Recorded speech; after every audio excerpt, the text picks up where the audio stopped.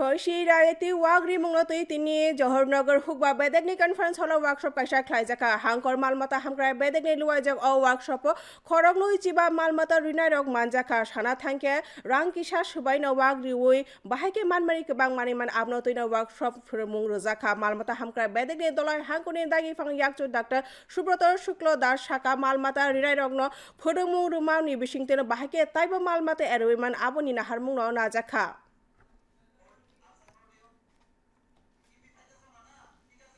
25 জন শুকর পালনকারী ধলাই জেলাতে যারা